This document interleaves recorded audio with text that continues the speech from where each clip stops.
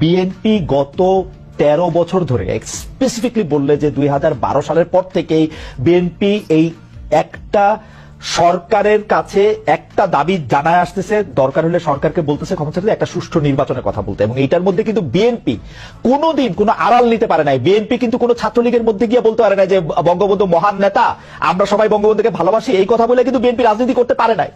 বিএনপিকে রাজনীতিটা করতে হয়েছে বিএনপির কথা বলেই, শেখ হাসিনার এগেইনস্টে কথা বলেই বিএনপি রাজনীতি করতেছে। তার জন্য মামলা মোকদ্দমা জেল জুলুম যত কিছু করছে চা খাচ্ছে। বৈষম্য বিরোধী ছাত্র আন্দোলনের নেতারা কিন্তু শেখ হাসিনার বিরুদ্ধে ফেসিবাদী আন্দোলনে গেছে হচ্ছে অনেক পরে, অনেক জায়গার পরে। সেই সময় তাদেরকে আমরা মুক্তিযুদ্ধের স্লোগান দিতে দেখছি, তাদেরকে আমরা বঙ্গবন্ধুর ভাষণ দিতে দেখছি, এবং আমরা দেখছি যে তারা নানাভাবে নানা ধরনের আড়াল দিচ্ছে।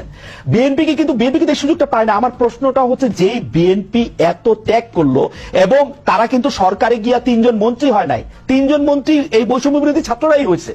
তারা কিন্তু কোনো কিছু দখল করে নাই। তাদের একটাই চাওয়া ছিল ইলেকশনে যাওয়া, এবং ইলেকশন যাওয়ার পর থেকে বিএনপিকে কি শুনতে হয়েছে আপনাদের কাছ থেকে আপনি দেখেন। আমি ছোট করে একটু বলি, আমার মাফ করবেন, আপনাদের কাছে শুনতে হয়েছে বিএনপি নাকি আওয়ামী লীগকে পুনর্বাসন করতেছে, বিএনপি নাকি আওয়ামী লীগকে নিয়ে আসতেছে।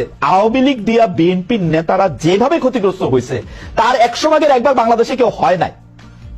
এরপরও বিএনপি কেমনে শত্রু হইল এনসিপির, এইটার কারণটা কি? মানে বিএনপিকে ক্ষমতা থেকে ঠেকানোটা কেন এত জরুরি হয়ে পড়লো? গত 17 বছর বিএনপি কোথায় ছিল? যারা দেখেন নাই তাদের জন্য। কাঠের চশমা পরে যারা বারবার বঙ্গভবনে সুবাতাস নিছেন, তারা কিভাবে জানবেন রাজপথে কার রক্ত লেগেছিল, কোন মায়ের বুক খালি হয়েছিল, কোন স্ত্রীর স্বামীর লাশ নদীতে ভেসে উঠেছে, কোন সন্তানেরা এতিম হয়েছে।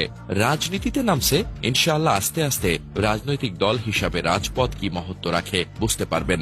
বিষয়টি নিয়ে তাশরিক হাসান লিখেছেন, এনসিপি আর বিএনপি এই দুটো দলের মধ্যে উত্তেজনার আকার চরম মূল্য দিতে হবে এনসিপিকে। কারণ অলরেডি বিভিন্ন জায়গায় আওয়ামী লীগ বিএনপি সংঘর্ষ শুরু হয়ে গেছে। বিএনপি গায়ের জোরে শক্তিমান, তাই তারা এখন পেরে উঠছে। অন্যদিকে আওয়ামী লীগ টেস্ট ম্যাচ খেলছে। এনসিপির ছাত্রদের ওপর আওয়ামী লীগের ক্ষোভ কিন্তু কম না। ভবিষ্যতে এই মারামারির ফোকাসটা যখন বিএনপি থেকে সরে এনসিপির ওপরে যাবে, তখন প্রচুর গুপ্ত আক্রমণ বা ফ্রন্টাল অ্যাটাক আসবে। এভাবে শত্রু উৎপন্ন করতে থাকলে তখন আর কেউ একজন আরেকজনের পাশে দাঁড়াবে না, দাঁড়ানোর নৈতিক আর্জটা ফিল করবে না। তখন কিন্তু ফেসবুকের ক্যাচাল আর বয়ান কাউকে লাইফ দেবে না। অভ্যুত্থানোত্তর সময়ে এই অন্তর্দ্বন্দ্বে জড়িয়ে কি হাসিল করেছেন সেটার হিসেব তখন নিশ্চয়ই কড়াই গন্ডায় কষা হবে।